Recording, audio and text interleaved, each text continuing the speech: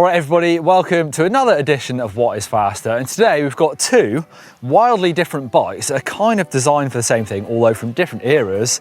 And we're going to find out what is faster.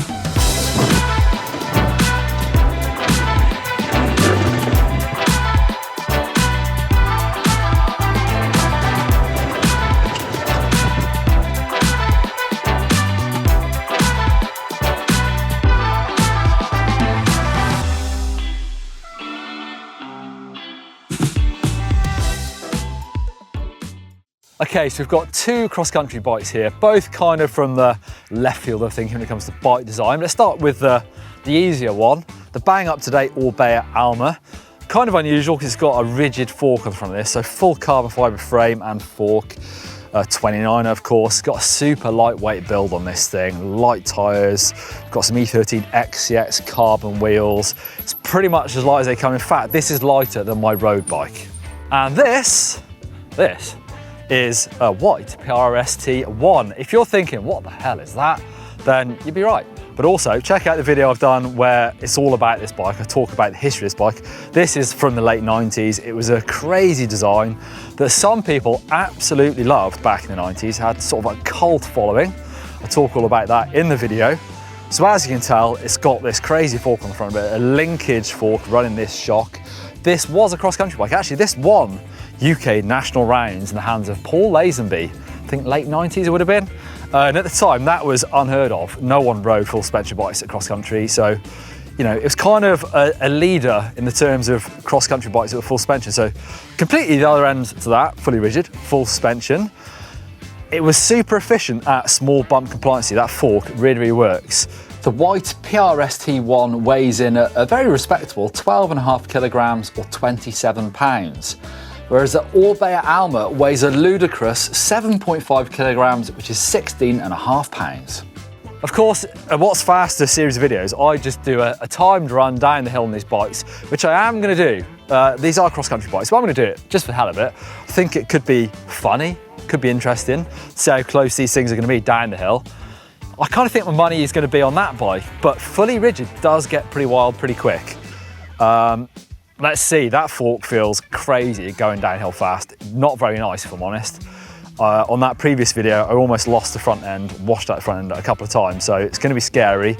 Both of them have got fixed posts, no drop posts on here. 26-inch wheels versus 29. Who knows? I think it could be close, but we'll see.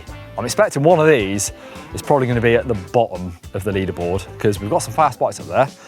But also, because they're cross-country bikes, it seems crazy to me that I really should do a cross-country lap as well to compare the times, new school against old school, see what is faster.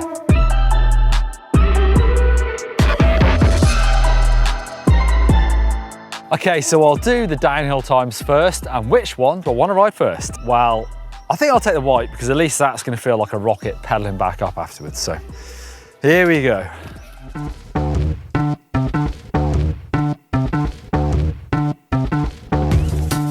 All right, first downhill run on the Whyte. Slightly nervous of hitting all these jumps because there's quite a lot of them at the start of this trail, but yeah, we'll see how it goes.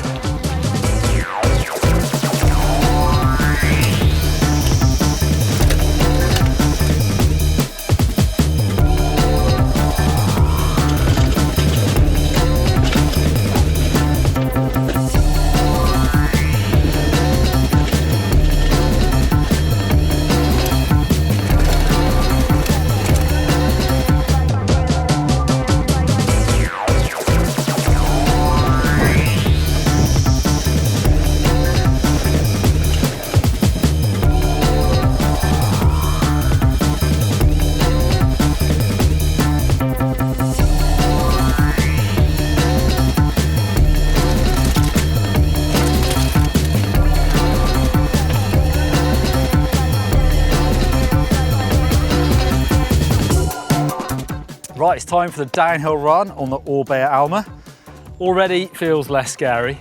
The rigid fork feels pretty crazy sometimes. It's mad how fast you kind of steer. Sounds stupid, but it's so direct, so you've got to be pretty perfect with it, which I think will be all right. And especially down this top section where it's all jumps, it's like a big BMX, very light one.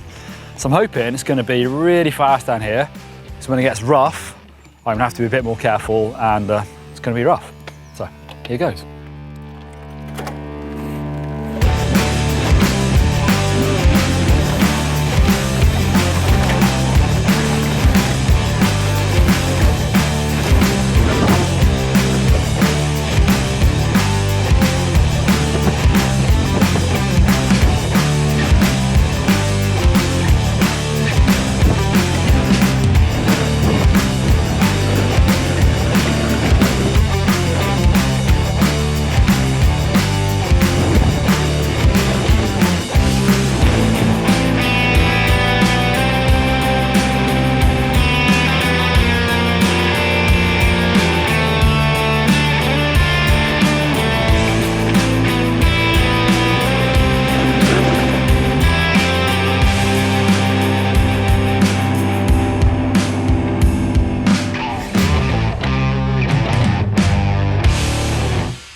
All right, let's start with how both bikes felt. I would say they are the wildest bikes I've ridden down that track for sure, the scariest. Kind of the Whyte was okay on the jumps, fine. It's kind of unpredictable, the front end. I thought I was getting the hang of it, and all of a sudden I'd compress on the takeoff and the sort of fork would want to go one way or the other. So not brilliant. So I kind of reined myself in a bit. It would have been easy to have a big crash on both of those bikes. Fully rigid was, obviously that's not what this bike is designed for. This is designed for sort of epic marathon riding. So it kind of obviously didn't suit it either. It was kind of fast-ish on the jumps, but again scary, so I didn't go crazy on each. The times, so the Whyte PRST1 did it in 1 minute 58.3, which is what's that? It's about 7 and a bit seconds slower than any other bike, slower than my Canyon Lux cross-country bike that I rode in really wet conditions, so by far the slowest bike so far. What about the fully rigid? Could I go faster without any suspension and on super lightweight tyres as well? Well, I did, a little bit. The Alma did it in a 1:56.9. So kind of as I predicted, both of those bikes went right to the bottom of the leaderboard by, actually a lot further than I thought. I thought, everything so far has been pretty close. But if you look at it, the Whyte PRST 1:58, compare that to the fastest bike, the Nukeproof Giga, at 1:41. So that is pretty significant. 17 seconds over less than a 2-minute track. Shows you just how capable those new bikes are. And I know we're comparing apples to oranges. The Giga is meant to do those things, but 20 years does make a big difference in bike design. All right, bonus part 2 for what is faster. Got 2 cross-country bikes. I might as well time them both around a cross-country loop. This place is actually really kind of slow and really bumpy, so the Whyte might just take it, but it's gonna be interesting. The Alma is so light, so yeah, part 2, cross-country.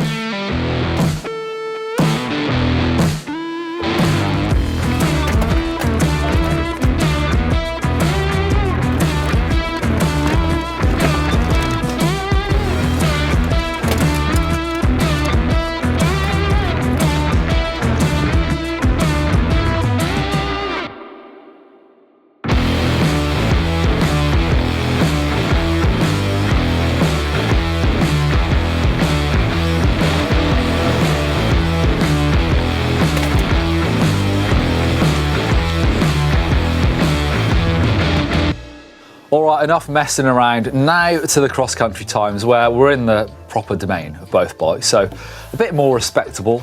The cross-country loop was about 3 kilometers, just under, and had 120 meters of climbing, so not crazy, kind of a little bit shorter than your average XCO lap, I suppose, but enough to tire me out.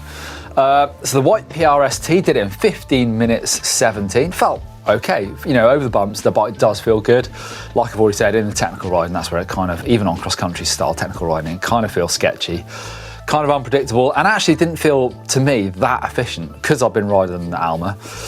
The Alma did it, a minute and a half faster, so it did it in a 13 minutes 51, and like I said, that bike is so light. When you stand up and crank that thing up smooth trails, it just moves. It's crazy how fast that feels. It does feel restricted a bit again. There's kind of technical descents even on that cross-country loop, but yeah, a lot quicker in the terrain it was designed for.